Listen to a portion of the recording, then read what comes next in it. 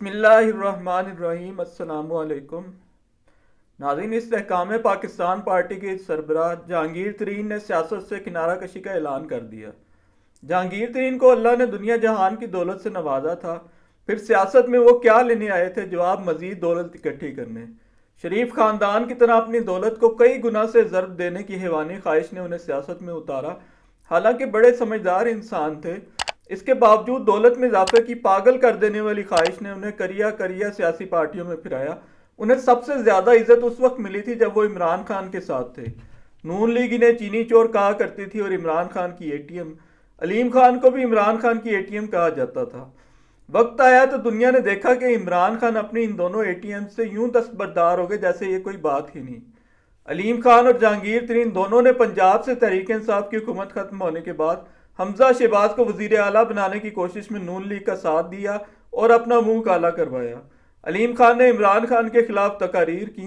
علیم خان خود کو پنجاب کے وزیر اعلیٰ دیکھنا چاہتے تھے اور انہیں جنرل باجوہ کی سپورٹ بھی حاصل تھی۔ جنرل باجوہ کا معاملہ بھی سب نے دیکھا کہ ریٹائرمنٹ سے ایک دن قبل ان کے خاندان کی 12 ارب روپے کے اثاثے نکل آئے۔ خوب اچھی طرح بے عزت ہو کر گئے۔ خود بشرا بی بی کا المیہ بھی یہی تھا کہ دولت کمانے کی ہوس نے ہوش و حواس ختم کر دیے تھے۔ اکبر بابر عمران خان کو تباہ کر دینے کی کوشش میں اسٹیبلشمنٹ کے کارندے بن گئے، کچھ ہاتھ نہ آیا۔ ان سب میں سے صرف ایک شخص بچ سکا جسے دولت کی ہوس نہیں تھی۔ سب اسے ذلیل کرنے کی کوشش میں لگے رہے اور ابھی تک لگے ہوئے ہیں، کچھ ہاتھ نہیں آیا، اور اس بچ نکلنے والے شخص کا نام ہے عمران خان۔ شاعر نے کہا تھا، 1000 دام سے نکلا ہوں ایک جنبش میں، جسے غرور ہو آئے کرے شکار مجھے۔ ایک شخص کا نام رہ گیا، خاور مانیکا صاحب کا۔ ان کی زندگی بھی دولت کمانے کے گرد گھومتی تھی۔ اس کوشش میں اتنے ذلیل ہوئے کہ جس کی کوئی حد نہیں۔ بعد میں اکبر بابر کی طرح اسٹیبلشمنٹ کا کارندہ بن گیا۔ عمران خان پہ شادی سے قبل جنسی تعلقات کا الزام لگا کے بھی دیکھ لیا، کچھ ہاتھ نہ آیا۔ ظاہر ہے کہ جنرل باجوہ علیم خان کو بلا وجہ وزیر اعلیٰ بنانے کی طاق میں نہیں تھے۔ 12 ارب روپے اسی طرح اکٹھے ہوتے ہیں۔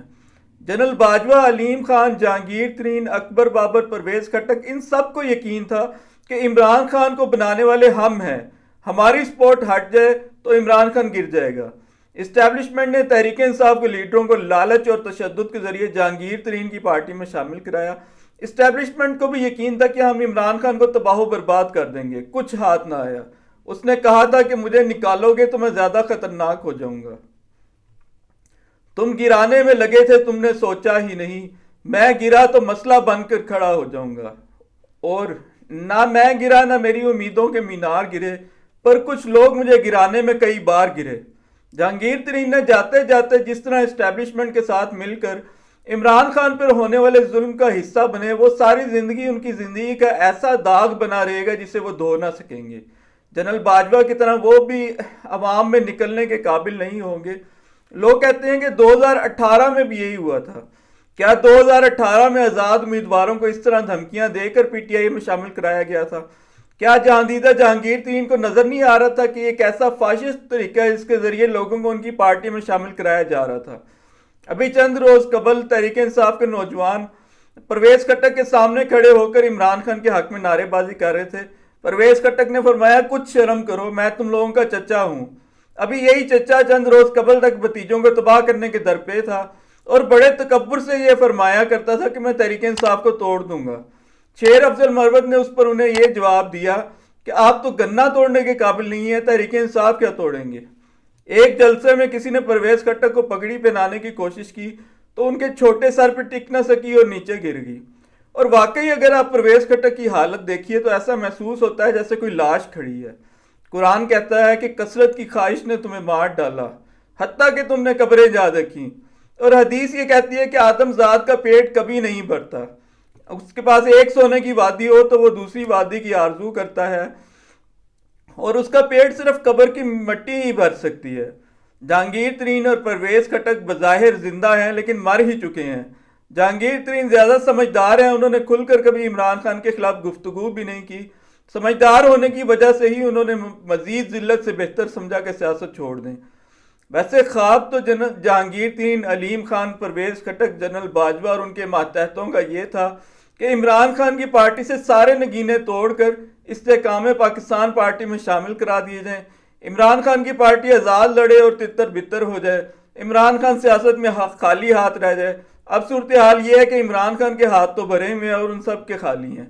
آئین اور قانون کی آڑ لے کر جسٹس قاضی فائز عیسیٰ نے بھی اسٹیبلشمنٹ کے ہر کارے کا کردار ادا کیا، ریٹائرمنٹ کے بعد وہ بھی پچھتاتے پھریں گے۔ اسٹیبلشمنٹ جب ایک نئی پارٹی بناتی ہے تو کبھی اس کا نام رکھتی ہے پاک سرزمین پارٹی، کبھی استحکام پاکستان پارٹی، جیسے پاکستان کا بڑا درد ہے۔ دوسری طرف اصل مقصد یہ ہوتا ہے کہ ملک کا حقیقی اقتدار اپنے مہروں کے ذریعے اپنے ہی ہاتھ میں رکھا جائے۔ عمران خان کی سیٹیں انہوں نے 250 سے کم کرا کے 100 سے بھی کم کرا دیں، نون لیگ کی بڑھوا دیں۔ اون چودھری، خواجہ آصف اور ڈاکٹر یاسمین راشد والی سیٹوں پر واضح طور پر نتائج الٹائے گئے ہیں۔ اب آزاد امیدواروں کو نون لیگ میں شامل کرایا جا رہا ہے۔ ان انتخابات میں اسٹیبلشمنٹ کو سب سے زیادہ جو کھل کھیلنے کا موقع ملا ہے وہ ملا ہے کراچی میں۔ ایم کیو ایم کو انہوں نے جتوا کے چھوڑا۔ الطاف حسین کی سرپرستی سے جو پھل انہوں نے کمایا تھا اس نے انہیں ابھی تک بدمزہ نہیں کیا۔ اب مصطفیٰ کمال کی سرپرستی ہے۔ اللہ ہی بہتر جانتا ہے کہ یہ گندا کھیل کب تک کھیلا جاتا رہے گا۔ اس کھیل میں سب سے زیادہ جو گندا ہوا ہے وہ منہ گندا ہوا ہے مولانا فضل الرحمان کا۔ آج اجلاس میں فیصلہ کریں گے کہ حکومت میں بیٹھنا ہے یا اپوزیشن میں، گنجی نہائے گی کیا اور نچوڑے کی کیا۔ بھائی 4 آپ کی سیٹیں ہیں، حکومت میں بیٹھیں، اپوزیشن میں بیٹھیں یا اسمبلی کے باہر تھڑے پہ بیٹھ جائیں، کیا فرق پڑتا ہے؟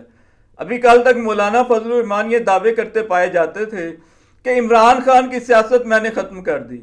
بھائی عمران خان کا اصل کام تو سیاست تھا ہی نہیں، اس کا کام تو کرکٹ تھا، پھر سوشل ویلفیئر تھا، پھر آخری نمبر پر سیاست۔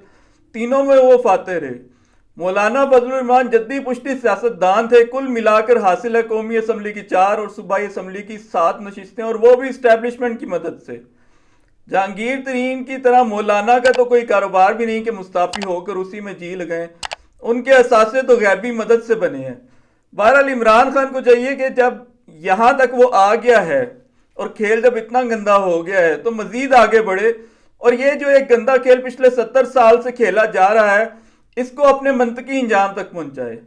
جب تک آپ کی اسٹیبلشمنٹ عدلیہ اور دوسرے اداروں کو ساتھ ملا کر الیکشن چراتی رہے گی یہ ملک کبھی فلاح نہ پا سکے گا۔